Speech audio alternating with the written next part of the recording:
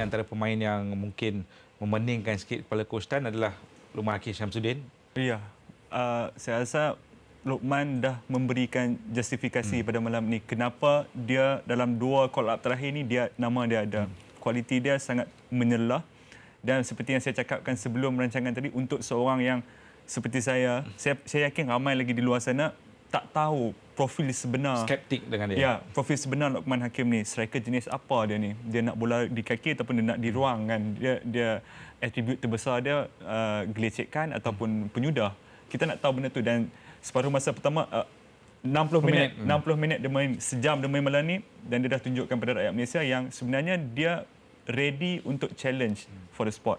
Tapi saya masih lagi tidak berpuas hati kerana saya tahu Luqman ni mampu memberikan lebih daripada apa yang dia tampil. Hari ini dia bekerja keras. Syukur berdasarkan perkara yang sama, mungkin kita tak melihat lagi kemampuan sebenar Luqman Hakim Syamsuddin di pentas ini ni.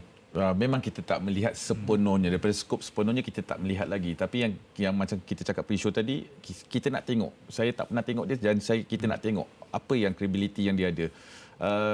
Pemain yang kerja kuat, walaupun kita tahu sizing dia tak pendek kan, tapi yang penting kemahuan dia nak tunjukkan kepada kita dia adalah something untuk kita bawa ke hadapan kan. Yang penting itu.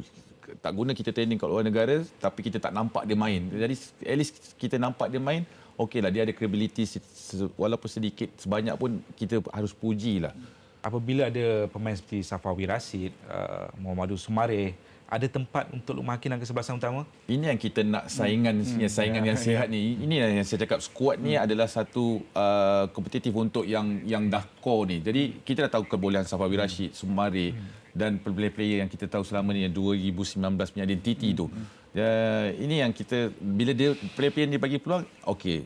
Contohnya Akram, Kenny, at least Luqman sekalipun, Arif Fazilah, at least dia orang cuba menunjukkan sesuatu untuk tak main first 11 pun, at least dia orang ada dalam skuad untuk membantu pasukan negara dalam perlawanan-perlawanan akan datang. Itu yang lebih penting sebenarnya.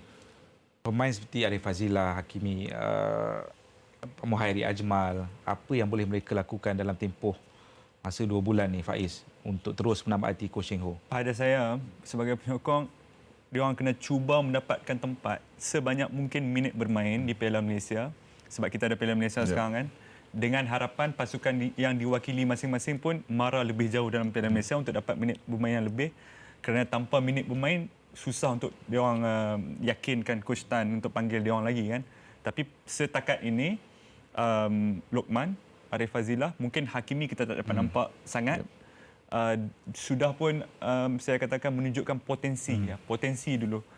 Sama ada potensi itu bakal dipenuhkan dengan aksi-aksi menarik, itu kita kena tunggu. Ya. Tapi untuk dapatkan call up baik, dia orang kena establish diri dia orang di negeri ataupun kelab masing-masing. Okey, memandangkan Faiz sebutkan itu mungkin antara kriteria untuk menambah hati Coach Sheng Ho, Muhairi Ajmal, pemain yang dapat peluang di sebalik rentetan kecederaan di Selangor. Syukur melihat dia ketika menentang Jordan, menentang Uzbekistan. Suka dengan gaya permainan dia? Boleh.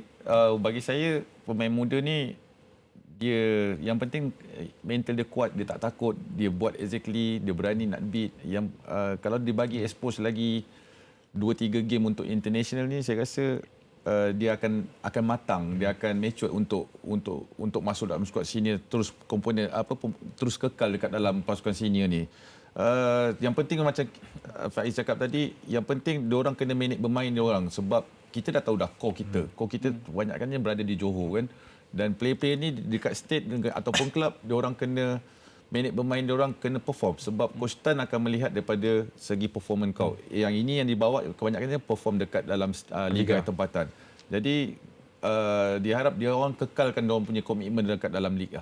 Sebenarnya bukan Muhairi saja, saya masih beranggapan ada lagi 1-2 tempat di bahagian serangan. So pemain-pemain macam Wan Kapet di Kedah, Sean Selvaraj atau mungkin Ramadan dengan Arif Aiman di JDT tu, mereka kena fight untuk dapat lebih minit bermain supaya peluang untuk diorang dipanggil semula nanti selepas ini cerah. Faiz, saya bila anda sebut nama Sean Selvaraj tu meremang bulu rumah saya.